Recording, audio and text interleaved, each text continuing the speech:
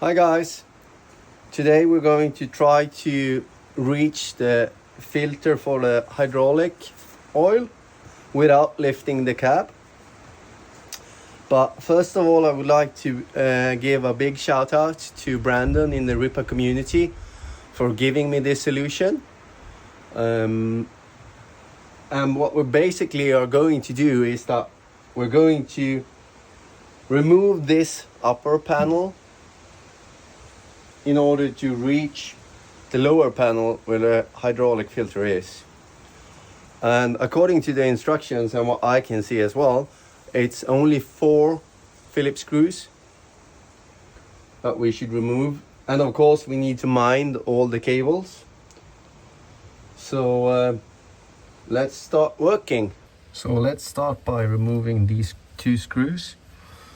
There are one upper here that is quite tricky to reach, but with a small screwdriver like this,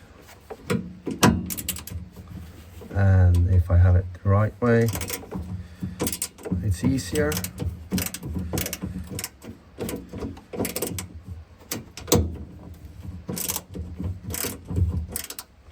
Trying not to hurt the paint.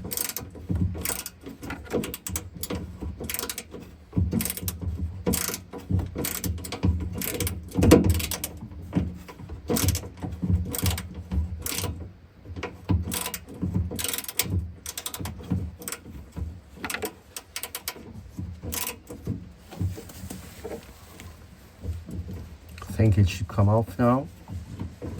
Not yet. A little bit more. Now it's off. More. Yes. One of these. Sorry, I'll try to focus. One of these. And then let's go for the other one. So it's helping if you have a really thin, long screwdriver, or one like this that you actually can turn.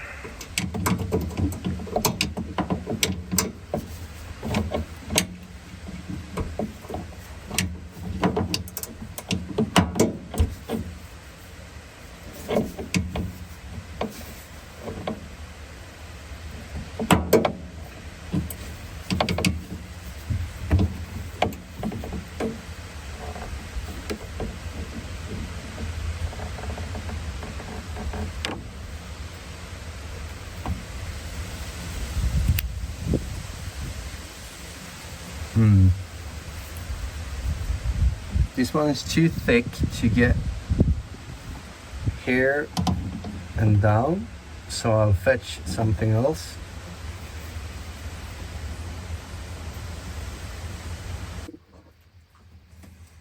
So I don't know if you can see this, but this screw is actually, this one is now all bent because that one and this one is screwing into this metal part here, the cabin.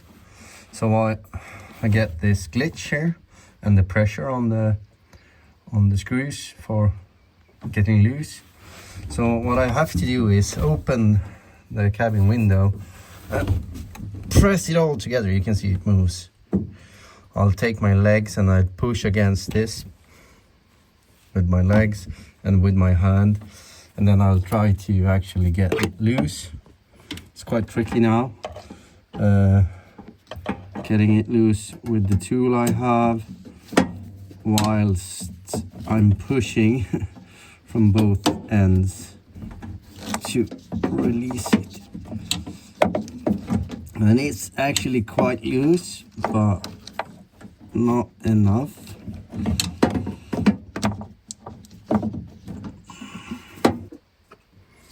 So now it's out. Unfortunately, I dropped the screw. Let's see if I can reach it. This is why you always should have this. Yeah, I could reach it. here we have it. It's not that much damaged. I think I will be able to get this back. And I have one of these magnetic trays as well, so you never lose a screw. That's really good to have. I think the cabin is now a little bit misaligned, and if I do like this, you can see I pressured it back. So this is going to be fun to get back. And maybe I should have started with these two first. See if I can get a picture.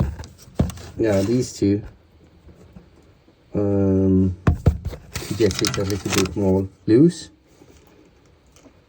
But that's the next. Well, that's the way of learning, right, guys? You do something and then you realize you could have done it better in another way. I think when I'm mounting this back, I think I'll start with these two screws and then push it back into place here. Mind the cables, they're quite long, but I'll just move them out of the way and see if I can reach this. Yes, it reaches, and that was quite easy. Wasn't stuck at all.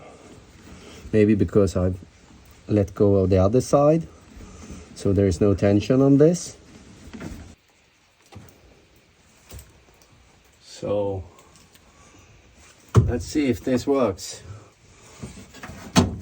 Oh, it's loose. Definitely comes out. And then we have this piece. Have to remove the heater. I'll put that here. Let's see what we have. And guys, let's see how much leeway we have on the. Yeah, this works. Just to give you guys an overview on how I put the panel, I rested it in the window, opened the window and rested it there, and obviously on these levers as well. So now I'm going to remove this panel. This panel has one bolt there and one bolt there and one there and one there. And to remove it, I also need to remove this one. So let's get working. There it is, the hydraulic filter. So I'm not going to do a tutorial on how you're changing this, because there's a lot of videos out there how you do that. But I would guess the big question is this less effort than actually removing the cabin? I don't know, I haven't removed the cabin, but I would say that this wasn't that hard to do. Maybe it's harder to put it all back. Let's see.